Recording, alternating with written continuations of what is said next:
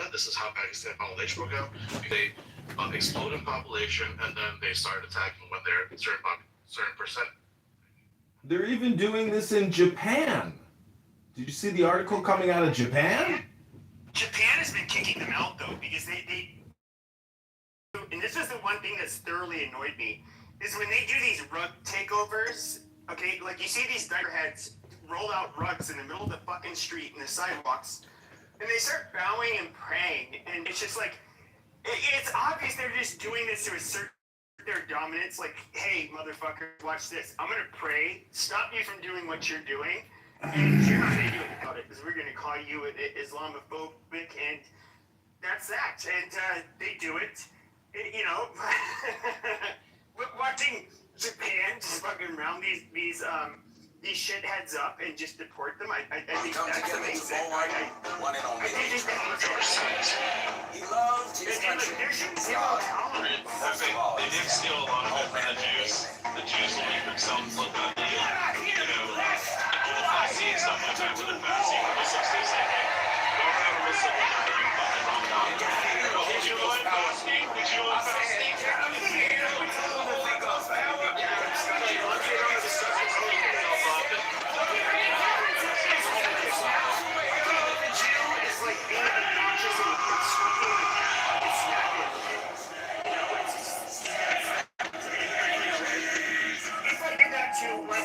One of these praying Muslims, I have to write like a snap or something, horrible. These people operate. They do not. Yeah, they're low IQ, battle-with idiots.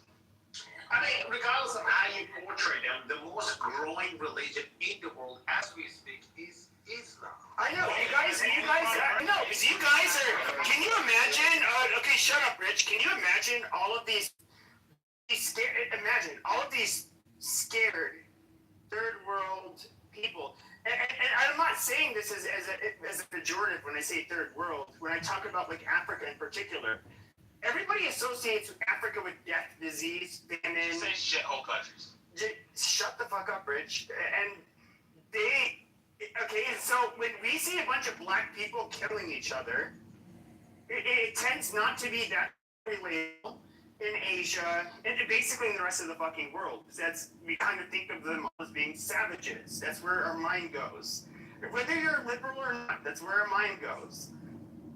But the reality is that you see these people, and I've seen the fucking videos over the last couple of months. You see these sub-Saharan African jihadists. You have these working men. They're at a construction site or something like that. And they just come up and gun, fucking kill them. And it's just like, these guys aren't warriors. They kill each other like they get paid to do it. They kill each other more than anybody else kills them. They killed 650,000 Arabs in Syria. And that was all the Islamic Revolutionary Genocide Corps. 650,000 Arabs. You may be quick growing, but you're killing each other faster than you're growing. They killed 350,000 black Arabs in Yemen. They can't stop slaughtering each other. They attack neutral nations. They kill each other. I don't know what it is. They just love killing each other. Then when we point it out, it's oh yeah, it's okay if we kill each other. We just don't like it if you kill us. Then they cry victim. I mean, it just doesn't. Yes, thank you. I mean, Indonesia is the most Muslim population in the world. But even General Jack, but hold on. Here's the funny thing is that this was back in the very early 1900s in World War I. You're not Muslim. They kill you. Well, hold on. 95% of Muslims are in Asia. Okay. All right. Shut up. So even General Jack Pershing, you can look him up. General Jack Pershing, he had said, there was two things that he said about in World War I, which were rather revealing, and they have a lot to do with the future. Now, for those of you that do not like he said that his biggest regrets, after World War I, was that he did not put American troops on the ground because he felt like the Germans would begin invading their neighbors again, which absolutely happened. But he did make one quote. This is going to be very Islamophobic, and I'm so sorry, but this is what he said. He said that Islam to man is what rabies is to a dog. And we literally had to, we had a 38 special. It was the round we used in our sidearms in the U.S. military. And they had to change the 1911 45 caliber. Which is a much heavier bullet and a stopping power. And one of the main reasons was that in the Philippines, they had to the UN had to base human weight charges where they would wrap themselves in bamboo to try and do charges with machetes. And this might end up killing them ultimately, but not before they can hack, a U.S. service member. It did very well documented. I mean, I'll just say, I mean, you can look at, and for those of you that are like not Jewish or not, But you're not Christian, right? So wait, what are you, Pepe? Shut up. Those of us that are just like, let's just say, of European ancestry, that is not Jewish, what has the history of Islam been with Europe? It's been one of them conquering and then us expelling them. That's literally the relationship of Islam and Christians. We've never gotten along. We're natural enemies. And, any of this, kumbaya bullshit, because we might both have, like, a problem with the Jews. It's retarded. I mean, the Jews are, to be fair, the Jews are a lot less threatening than they are. Like, the Jews, I would say, can be, and, I'm sorry to the Jews out there, like a pain in the ass. But the Muslims are like a threat to our fucking existence. Like, Wait, are you an atheist, Pepe? no. So what God do you believe in, since you don't believe in Jesus and God the Father, obviously? Pepe, don't worry. The Jews say the same thing about the other Jews. They just don't usually say it publicly. They are fucking annoying. I'm confused about something. Someone said Indonesia has no problems going on. So someone would have to explain the conflict that's been ongoing with Papua New Guinea and the New Guineans, or whatever they're calling themselves. What's been going on over there since the 1960s, which is still going on today. Horribly bloody, Brad. Horribly bloody. Horribly bloody. Papua New Guinea is highly tribal and with very. Imagine like. Wait. My point was this, is that Indonesia has no conflicts. It's completely Muslim nation. It's at peace, but I would argue that there seems to be a large separatist movement that's been going on since the 60s. It's like they're Native Americans. It's like they're Native Americans versus the Islamic Indonesians. The Papua New Guinea, they're just these are people who didn't, like, even up until like not a couple, but a few decades ago, did not have contact with the outside world. Cannibals have happened as we speak in Papua. I've been there actually. Cannibals have happened. So back there, there's a territorial dispute between two countries. It's got nothing to do with Islam. Indonesia. Oh, that is bullshit. Very violent, but it has nothing to do with it. No. Soren, I'm sorry. Timor. Yeah, East Timor, which is really funny. They're the country that became the most Christian per capita almost overnight because they disagreed to whatever, their rule, basically out of revolt from the Muslims. But I won't go there. But when it comes to the Chinese people over there, but we're gonna act like, hold on, we're gonna act like the Muslims have never been anything but malevolent, disgusting, fucking double-crossing dictators wherever they have come into power. That is, to say otherwise is bullshit. Your religion, shut your fucking mouth. Your religion is disgusting. Okay, hold on. Your religion is one of terror. And people will say this is Islamophobic. Islamophobic. But the reality is, though, is that your religion, it literally supports fucking terror. And we're supposed to be told that it's Islamophobic to fucking say this. That is your fucking religion. Your religion is absolutely fucking disgusting. Everything about it. Your prophet is disgusting. There's nothing redeemable about your fucking religion. But we're supposed to pretend religions are the fucking same. They're not. Okay, when did Jesus rape a fucking 9-year-old and fucking kill people, slit their throats, take concubines as fucking war trophies? They didn't do any of that. Okay, but with your religion, that is exactly what you do. And we see the people that are the strictest adherents to your religion. They do that backwards bullshit. No, the problem is that when you Hold on a second. I want to make some comments. I want to make To the house of Habsburg, to the Holy Roman Empire, to France. Ridiculous. As you can see, she has a long way to go. She is the final piece in the Habsburg puzzle. Do I look like a French princess? Always be an Austrian archduchess. Who's first? Austria or France? Like they hate me for contract has been signed and you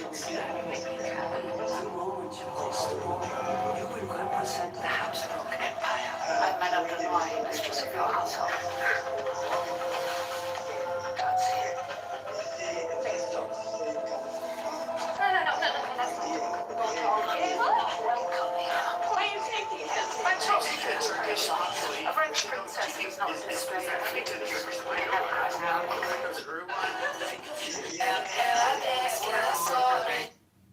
just make last comment.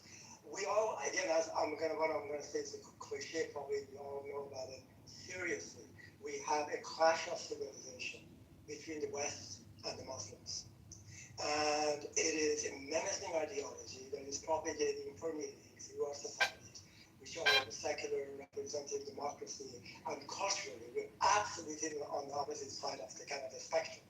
So this menacing ideology, what I call Islamic ideology, ought to be stopped, pushed back, perhaps eliminated, which I know is impossible to do. But this is a serious business.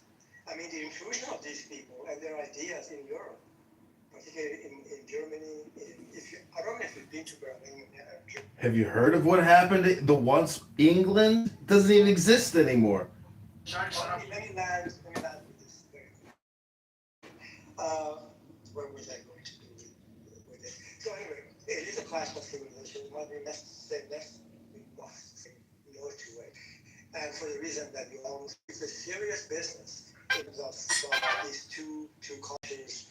They're just not compatible. It just does not work. It has never worked. I agree 100%. And this is where I've had the same sentiment for the last several years.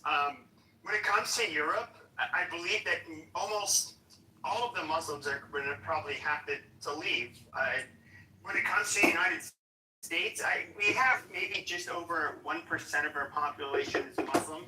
I would cap it at basically that. And for any ideologue or extremist that exists amongst them, we kick them the fuck out expediently. Like we don't play with them. Okay, look. And, You talk about Indonesia. He said that 2 years ago, when you were walking. oh Jesus Christ! Fuck! We're talking about Europe. First of all, I don't care about those fucking. I care about Europe.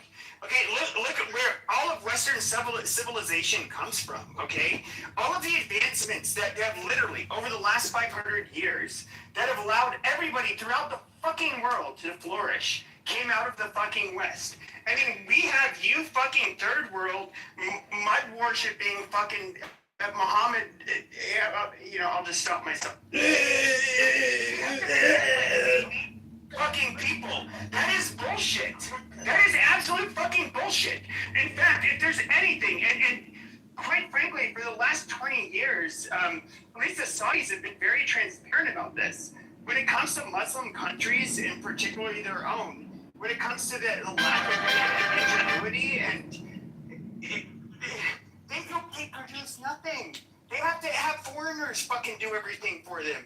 They're fucking worthless. Okay. Look, what is your religion? What What great advancements have you seen over the last 500 years? And I said 500 fucking years. Okay, not 2,000. What? Well, it couldn't be 2,000, but 1,400. But the last 500.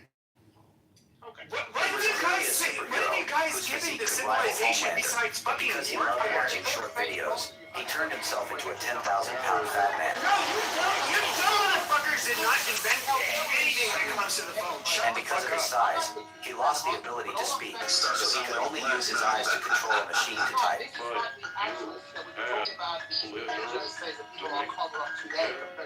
The goal of the boys' First team of all, was you're simple. talking They about found the a virus goddamn that targeted Indonesians. suits and No, planned to I'm use it on talking. No, Homelander to shut test the your effect of the fucking mouth. virus. I'm They talking find about a test you subject fucking first, idiots even in though the this Middle so-called East. rock looks Okay, useless I'm now. talking about In you terms of physique people. alone, The he is no core weaker than Muslims. Homelander's steel Okay, body. Originally, they wanted to knock rock out and carry out for happened to your testing, fucking but they did culture not expect him to after be this Islam? fat. Really funny. You know what's really Butcher funny? made a decision on the Is spot. that Go when back it and comes to breed the virus discovering and relics test it right throughout there. the world, The you rest can stayed discover behind, like trying to ancient figure out a way to open up rock. coins, Since the whether virus they're spreads gold through or the air, whatever, and rock's lung silver. capacity is extremely strong. And then If he they holds his hold breath, on, he could probably go hold for on. hours without breathing.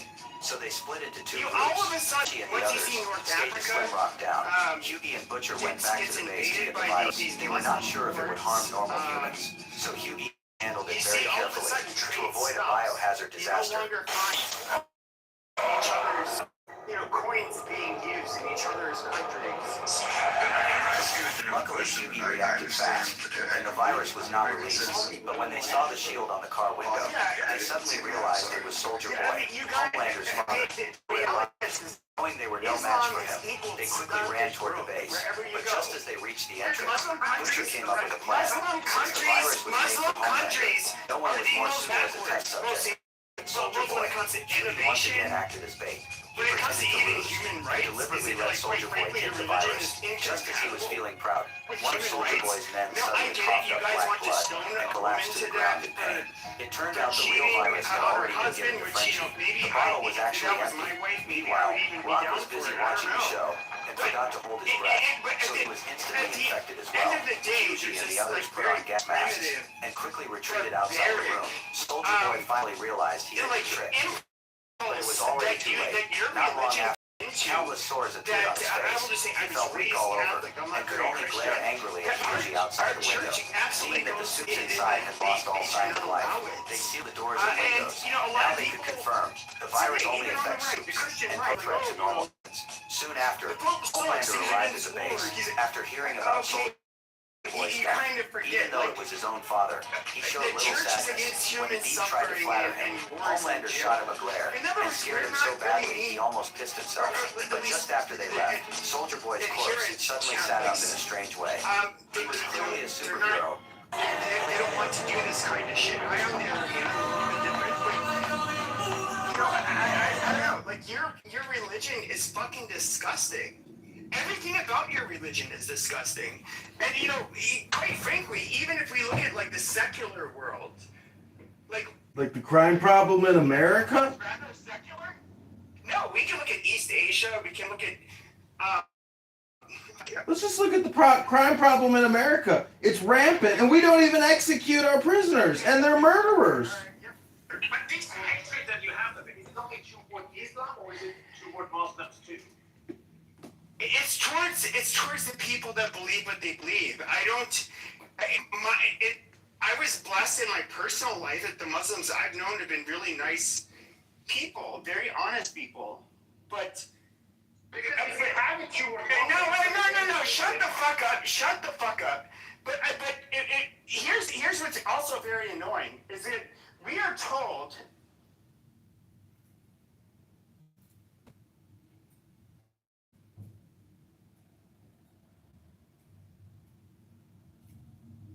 The trickery there.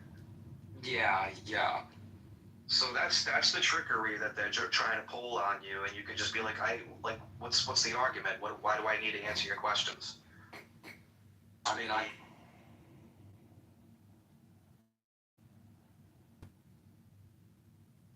take poly market. I've done a lot of different stuff. So Right, you've always felt like you haven't been able to hit your stride. If you were at Princeton or an innovative place where you could have like made some crazy theories, you think you would have thrived in that environment? I mean, I would have been Are interested. you an imaginative person? Is that? Oh yeah, Imagination. definitely. Yeah, well, yeah. Keep going. Yeah. I mean, imagination. Makes a claim, gives basically no evidence and no. Both Republican candidates. Donald Trump has become the first president in history to repeatedly attack the Pope. Donald Trump's attacks on Pope Day included the nonsensical statement, quote, "I think he's very weak on Trump." Huge. I mean, we're talking about multi-trillion dollars worth of oil and gas. So if they could secure its control, who cares about coming and extracting them? Those are services. Like, so Canadians could come in, the Russians could come, anybody can come in and do business as long as it makes money. So long as that trade is controlled by the US, the return on investment may be worth it. But if they lose, like for example, like people claim that we lost Iraq, the war in Iraq, no, bro. Till today, every oil that's produced in Iraq is sold in.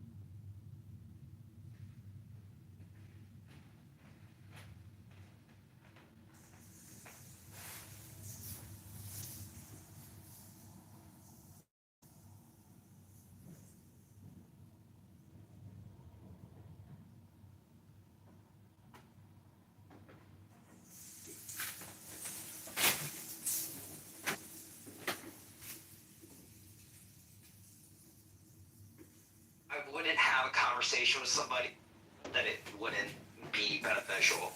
That was the first conversation I walked into that just like made me more autistic than I already was. Like I legitimately became more retarded, which I didn't know was possible, Regal. Cause I mean, it's a spectrum, man. I went like lower. No, I get it, dude. I mean, yeah, I get it. I'm just. I mean, you're not gonna find kinds of people on here that really get a goddamn about, informal fallacies that violate laws of logic. They just blurt them out and shit, and it's like, are we having a debate or a discussion? Like, do you just want to like, this is what I mean. Like, that's kind of the dynamic on here. There is no real debate on here. Let's be real about that. It's a panel full of people having a discussion. Like, on occasion, there are some people that do have formal debates and they're timed and whatever may have it.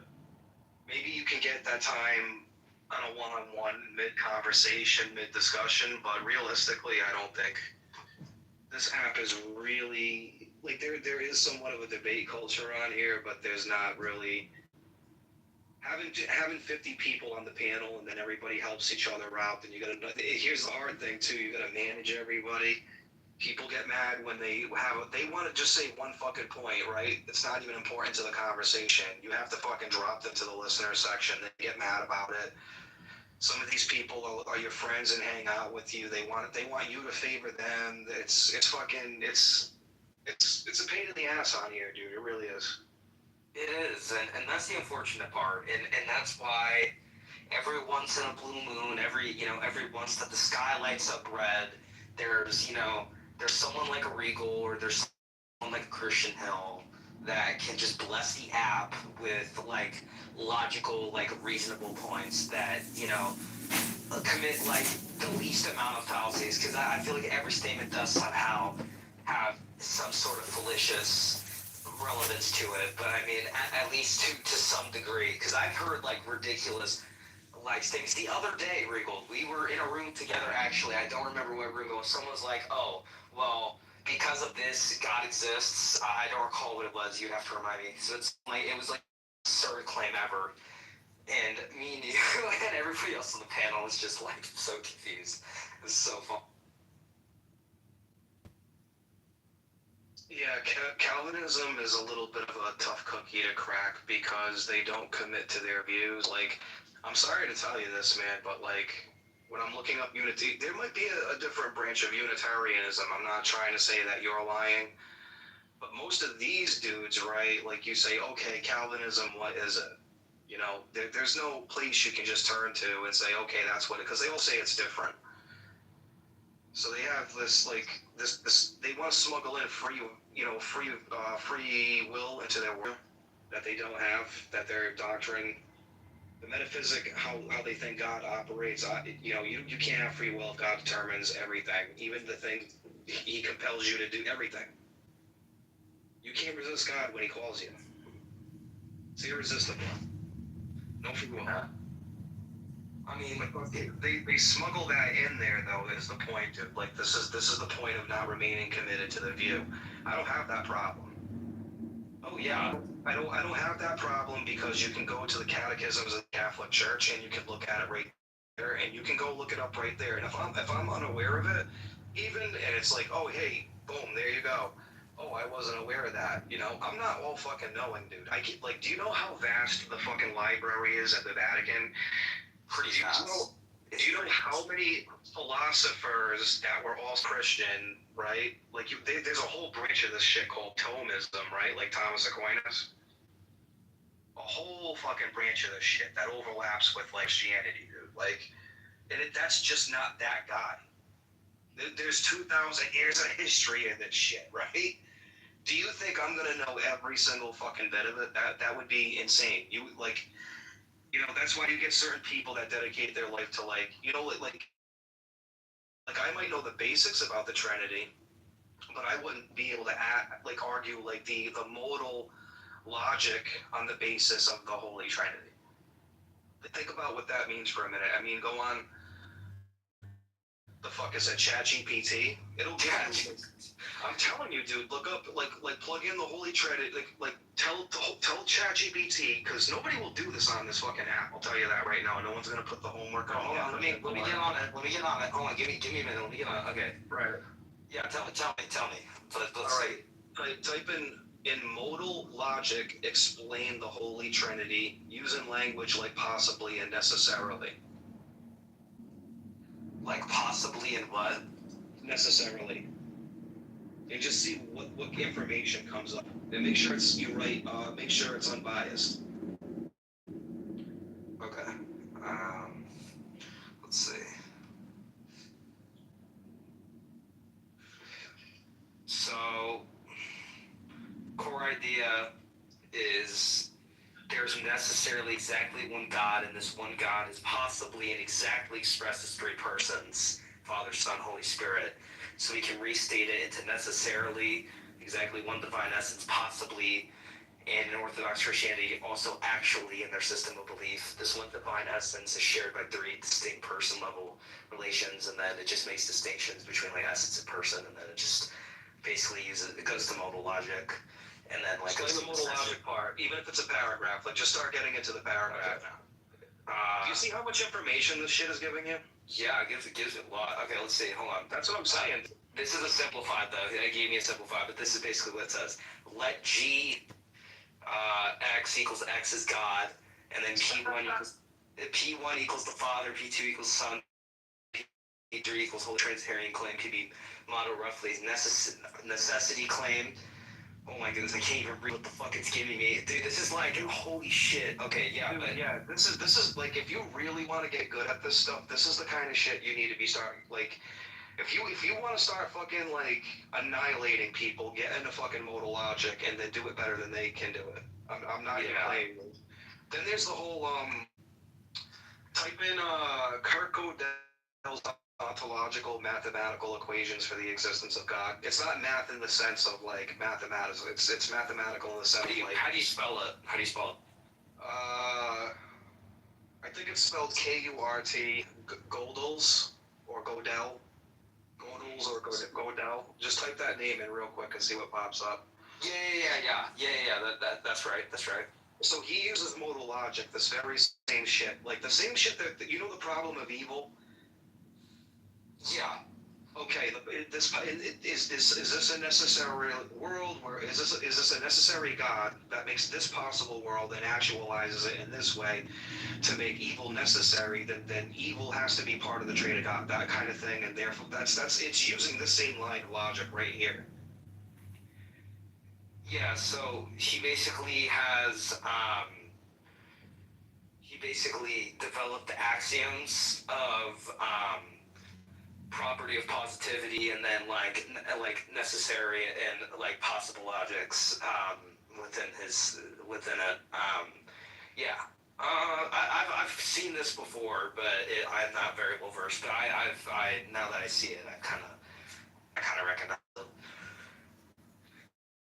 Like, dude, this is the kind of stuff where, like, when you start, like, talking to them with this kind of speak, they're gonna start looking at you. Some people on here, I think, are, like, not even mid-tier, they're, like, white belt, and then there's a couple of people on here that are, like, mid-tier, if you get what I'm saying. Like, they know what they're talking about, they're aware of this stuff, they know how to argue this line of logic, let's just say. But, yeah, this is the kind of stuff that you might want to start messing around with, because like I'll have to, yeah. You'll start blowing people out of the fucking water with this shit.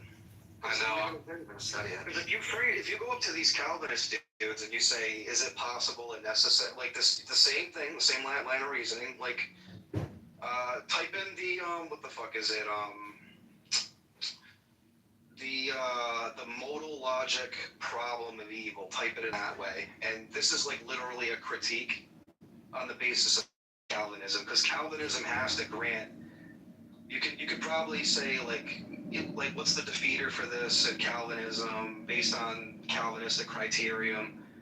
Like you would get all these answers, dude. And like I'm telling you, it would explain all of the steps that you need to know. You just gotta dedicate some time to some reading. Yeah, theists typically respond in modal terms by rejecting one premise, deny necessity of evil, free will defense, and epistemic limitation. Yeah, okay.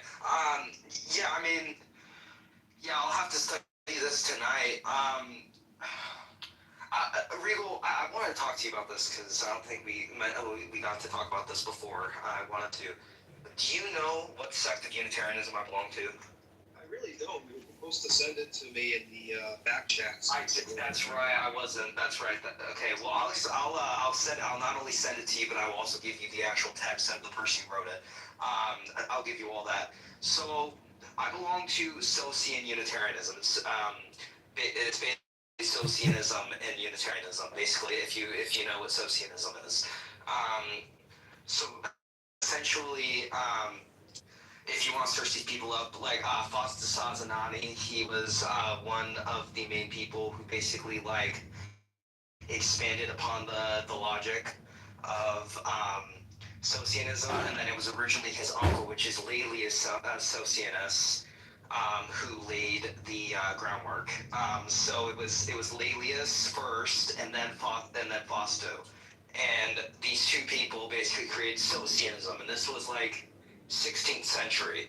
So this was before Unitarianism started. Like this was before Unitarianism, and then Unitarianism came along, and it developed the philosophical position known as Socian Unitarianism, and it essentially uses the classical Unitarianism framework, specifically like biblical Unitarianism, and then the Socian philosophy and metaphysics, and then it kind of just explains the rejection of the Trinity from a Socian viewpoint, etc. It kind of goes deep into that. I'll give you the text to the original writing, but I would look into that because that I have a very peculiar position.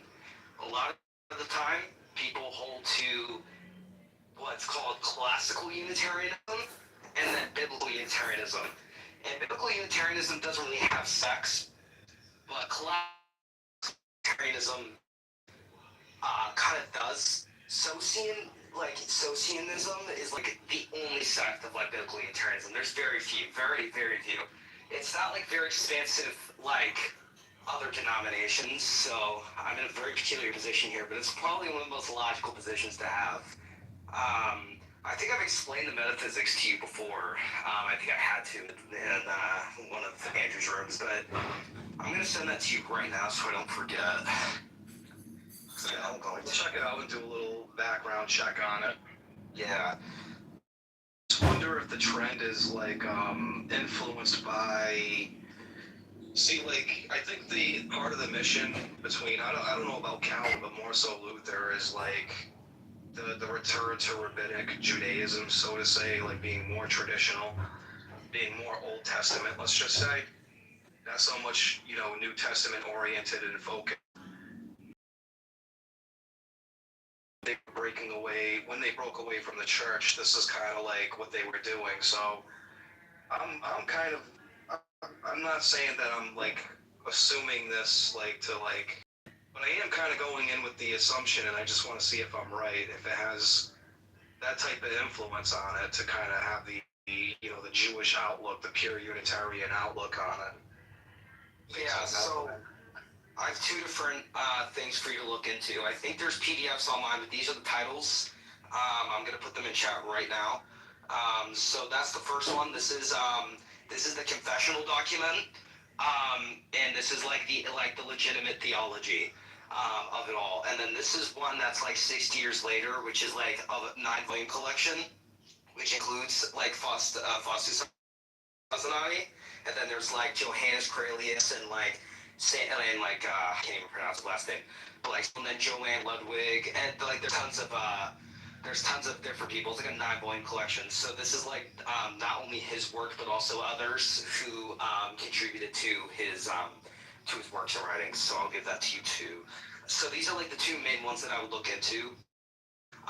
It basically like directly correlates to Unitarianism. That's why we have Socianism, like Socian Unitarianism. So, but this is like the original, like what would be considered theology of it all, which was Socianism, and then it became. But those are the two that I would look into. Those are your best bets, and those will probably give you the best outlook on it. Even do like a comparison like Unitarianism. Yeah, I'm already looking this up, and like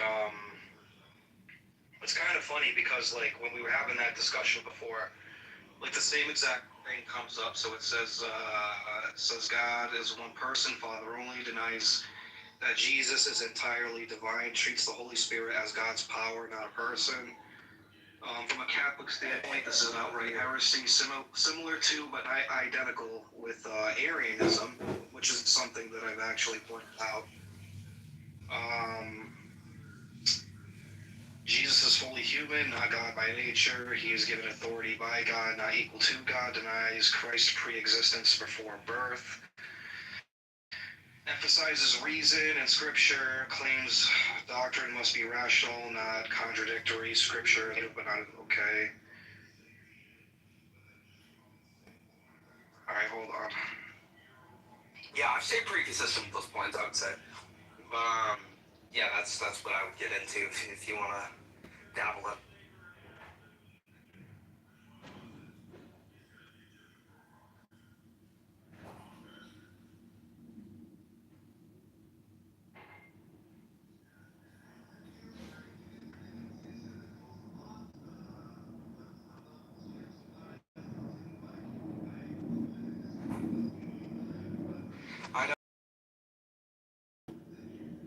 Honey Badger's here, man. He blessed us with his presence tonight.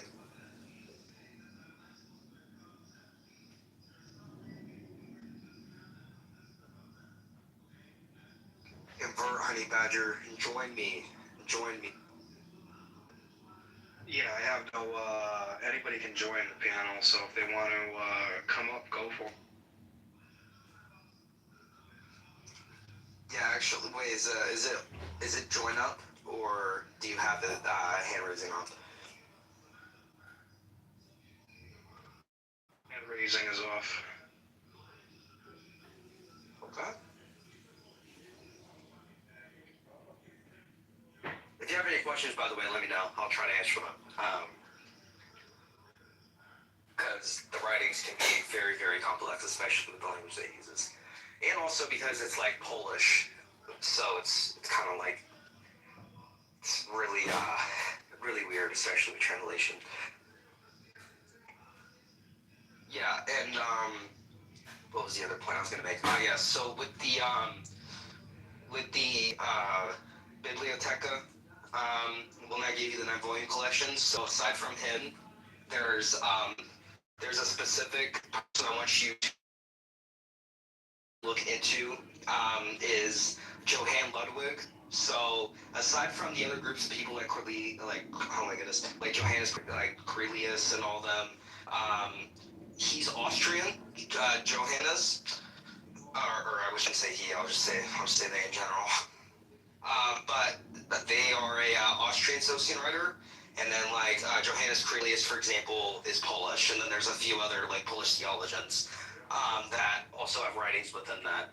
So very diverse in terms of the origin and then their inputs. So they're pretty good to look at. You don't gotta like read the entire 9-volume. Like you can do summaries, but they provide a lot of different inputs.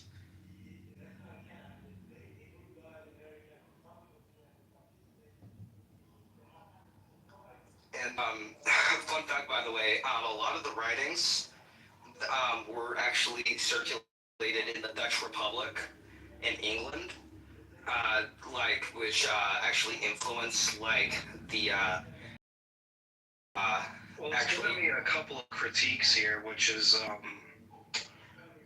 you're gonna have issues with like the Council of Constantinople, and then also the broader patristics tradition. So you're gonna have issues with like patristics, for an example. Yeah, I've actually had refutments for that. I've organized arguments for that, and I think I've actually talked about the councils, especially Nicaea. Hello, Progress, and then Regal, how are you, my brothers? I have great question regarding Trinity, because all Christians affirm that Jesus is co-equal to Father and Holy Spirit. But my question is very simple. I have Bible, and this is Matthew chapter 12. No, you do not have Bible. Do not have Bible. I have. Okay, listen, my argument. Look. Peace be upon Muhammad, man. Hello, John. Please listen my argument. I am very respectful to you. Okay, Matthew chapter 12, verse 31. Okay, and so I tell you, every kind of sin is forgiven, but blasphemy against the Spirit. Okay, cool. Listen, this should be a debate for you, man. Like, you know, try to upgrade your skills a little bit. We got a Muslim here. You're a Christian. Have a debate. Yeah, man. Peace be upon Muhammad. Muhammad? Yeah. Oh. And what was the argument again? I was kind of in and out. That Muhammad did miracles, and he's the person that's supposed to reveal the true and correct Bible. What's your evidence? Because the Quran says so. So you're equivocating. But I know the Quran says so. Saying that because the Quran says this, that it's automatically true, we should just take it for what it says, right? Yeah, because it comes from God. Well, what about the Bible? The Bible comes from God. Can we say that it's correct and that it's true and that we should believe it? Well, I believe some things that are correct. Well, why is it not all correct? You think the Quran's fully correct and it becomes from God and that makes it correct? Why can't the Bible be the same? That also comes from God. Because it's not multiple translations, it's not multiple books, it's not different people, it's very preserved. Yeah, it's evidence for that. Well, the Bible's also very preserved.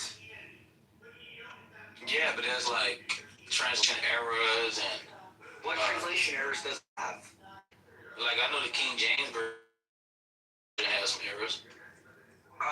Well, the King James was like number one. I mean, the King James went under like a heavy like linguistic scrutiny before it was even produced and sent out, like to be used as a official and well-versed Bible. So I mean, even the odds of it being like having any error in terms of like translation is like very low.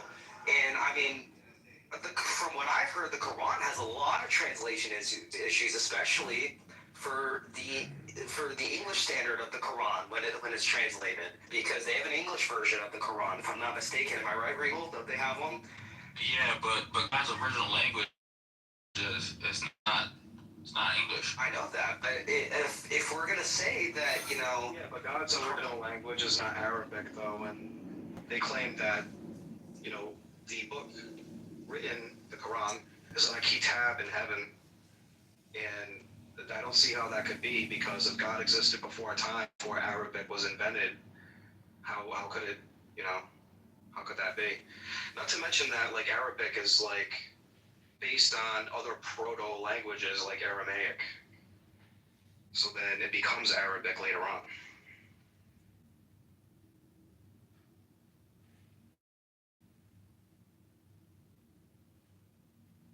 But yeah, the fact that Jesus is the Son of God, and it just don't make any sense, man. Well, I mean, why doesn't it make sense? Why God would have a son? Well, doesn't it? Okay, rephrase your question. Like, why God would have a son and even need a son to begin with to even forgive people's sins? Well, there's few ways that can be. There's few ways that can be answered. Number one, let's just talk about the son-father relation.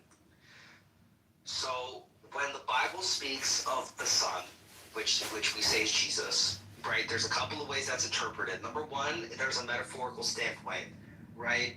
There's a clear subordination between Jesus and the Father, which is shown in the text, and by that, we proclaim that there is a Father, which is God, the one who creates all, and there is a Son who says, how am I doing this? I can't even speak tonight. I'm sorry, guys.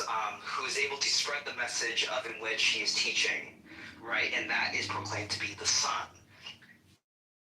And that is why we have that. That's the metaphorical explanation. Now, if we go into a literal standpoint of why he's the Son and why there's the Father, then that's going to have to dive into the Bible. And I know, between me and you, that you don't believe in the Bible, or that, you know, the Quran is a better version of the Bible, or however that may go. So I don't know how I would explain that to you without violating your belief. No, I'm Muslim. So here's my thing, though. So arguing with other Muslim left. So well, here's the problem. So here's the two issues, right? You still have God needing someone else to forgive sins. Now, the only way for this to make sense and